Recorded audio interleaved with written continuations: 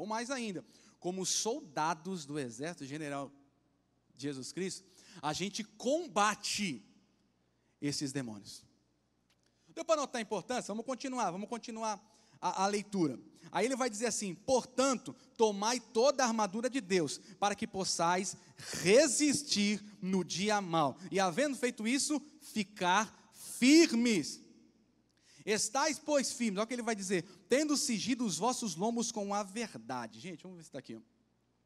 Cingido os vossos lombos com a verdade. Cingido os vossos lombos com a verdade. Não é autêntico isso aqui de um oficial romano, que mudava muito, mas dá para ter uma ideia.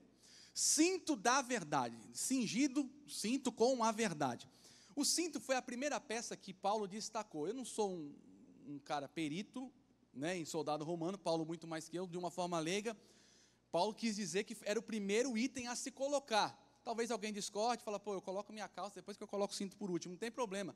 A questão é a importância que esse item tem, porque ele é imprescindível, ele é indispensável e ele é fundamental. A quê? Na sua serventia, na sua aplicação e na sua utilização. O cinto era acoplado a outras partes da armadura. Imagina um soldado que estava com a sua espada na mão, nem toda hora ele estava guerreando. Ele tinha que colocar a sua espada num repouso, num descanso. E se ele não conseguisse colocar a sua espada num descanso adequado, ele ia perder a espada dele ia cair. Gente, eu lembro que eu era pequeno, meu pai, para todo lugar que saía, ele colocava o cinto. Aí ele chegava e colocava o cinto, e uma vez eu perguntei para ele, nunca me esqueça, eu falei para ele assim: pai, por que o senhor coloca o cinto, pai? Ele disse assim: como eu coloco o cinto? Segurança. Vai que estoura um botão aí, um zíper, como é que fica? Não, tem que andar com o cinto. Eu aprendi com aquilo, falei: eu vou andar com o cinto. Aí eu estou falando de década de 90, tá, gente?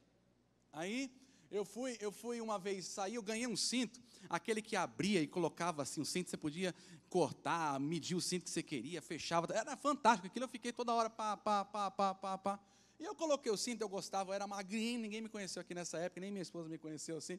Eu era magro, e naquela época lá, eu falei assim: eu quero ficar mais gordo. O que eu fazia? Eu pegava o número da calça maior. Né?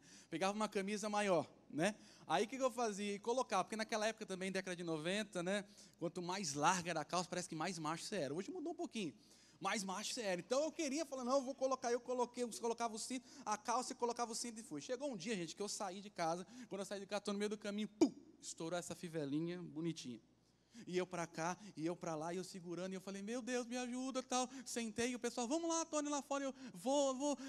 Eu fui no banheiro, tentava amarrar, e não conseguia, fiquei desesperado, não via a hora de chegar em casa. Agora você imagina um soldado no campo de batalha, e o cinto dele está frouxo, e ele: peraí, e o que ela diz? Cingido. O que é cingido? Em volta de, ao redor de, cercado de. A nossa vida por completa, ela tem que estar fundamentada na verdade. E o que é a verdade, gente? Paulo, ele vai dizer assim aos irmãos de Colosso.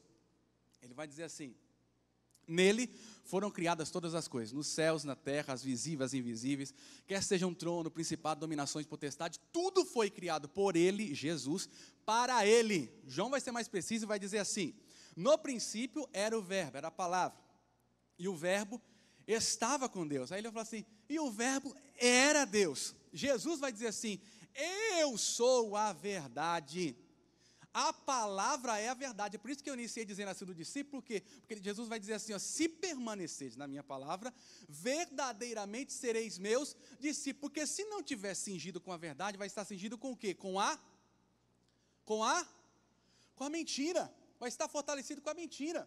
E o que acontece fortalecido com a mentira? Jesus dizia aos judeus assim: ó, vocês não podem me ouvir, vocês não podem me amar.